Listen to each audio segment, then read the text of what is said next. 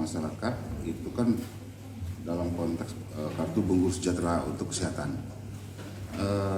Ini saya belum dapat sumber dananya, itu APBN atau APBD? APBD, bukan APBN ya. Nah kalau dari APBD ini artinya berasal dari dana transfer daerah, transfer pusat, dana hibah, kan begitu kan? Karena begini Pak, itu beda. Contoh pajak rokok, dana bagi hasil pajak rokok itu khusus juga kesehatan. Saya nggak tahu di Komisi 4 ya, Pak Zainal kalau ingatkan ya kalau ada salahnya. Hari ini itu 127 miliar. Nah kalau ini di cover ya kan, dari dana itu, maka itu jelas dari dana transfer dana rokok, karena memang untuk kesehatan, nggak bisa ada pajak rokok itu untuk yang lain. Nah artinya kan ini ada plotting pembiayaan yang memang berasal dari situ. Nah kalau di APBN dan sebelum ke APBN di pajak rokok itu juga saya tahu itu teralokasi untuk membayar hutang BPJS, gitu loh. BPJS itu kita terutang berapa miliar hari ini, ya kan, untuk membiayai. Tapi meskipun BPJS juga berhutang kepada Rumah Sakit Umum M Yunus, ya kan, ada klaim-klaim yang belum dibayarkan BPJS. Jadi kita terutang dengan BPJS, tapi BPJS terutang dengan Rumah Sakit M Yunus sebagai pengelola kesehatan. Nah, apakah sumber dananya berasal dari situ juga? Kalau itu dimasukkan di dalam APBD, artinya pembayaran BPJS, hutang BPJS yang harusnya ditanggung oleh masyarakat kita bayarkan, atau seperti apa? Kan begitu ya datanya. Ini bukan secara teknis. Kalau secara teknis, secara pendataannya siapa yang akan mendapatkan kartu kartu Bengkulu Sehat, apakah kartu Bengkulu Sehat ini juga secara otomatis adalah pemegang KIS, ya kan? Kalau dia memang pemegang KIS, berarti dana APBN.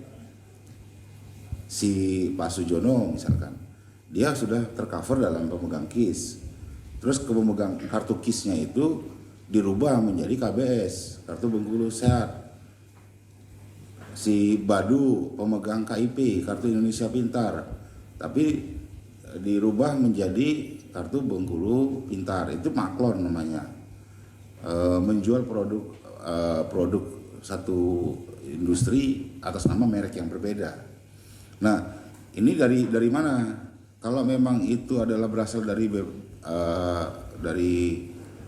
APBN, berarti itu KIS.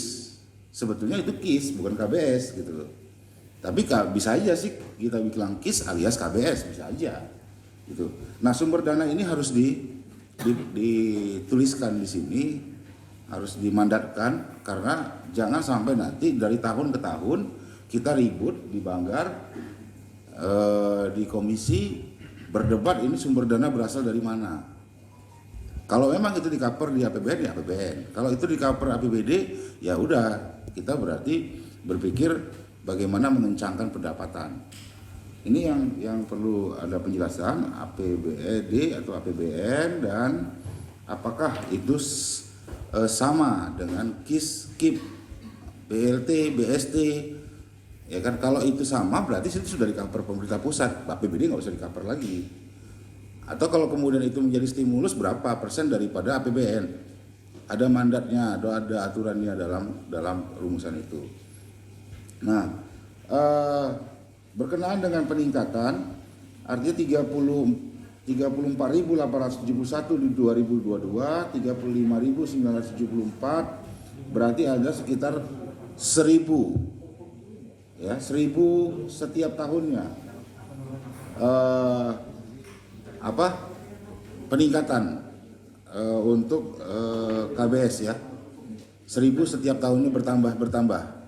karena itu bukan akumulasi, tapi ada penambahan, ada yang meninggal digantikan orang lain, kan begitu ya. Nah, jaminan ini yang harus kita buat, lalu kemudian nanti secara teknis dinas kesehatan, kemudian Dukcapil, kemudian BPJS-nya beserta karena ini pasti berhubungan dengan BPJS karena sinergitas data yang ada. Nah, cover itu karena kita ini banyak carut marutnya pendataan penduduk. Nanti mau pemilu baru data penduduk. Sementara setiap tahun nggak ada perubahan, udah meninggal atau masih hidup. Apalagi zaman COVID ini kan semua serba online. Ada berapa jumlah penduduk yang di cover dari KBS ini yang sudah meninggal atau yang sudah berpindah provinsi. Jangan sampai dia udah pindah provinsi masih kita cover juga kesehatannya kan gitu. Ya, okay. Lalu yang bantuan sosial kesejahteraan keluarga, sabar-sabar ya Pak Ketua.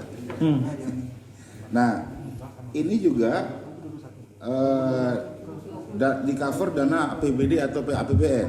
Kalau dia berasal dari BST, PBPU, BPI, atau BLT atau program nasional, kita harus jelas juga nanti jangan sampai pembahasan berikutnya kita berpikir dari APBD.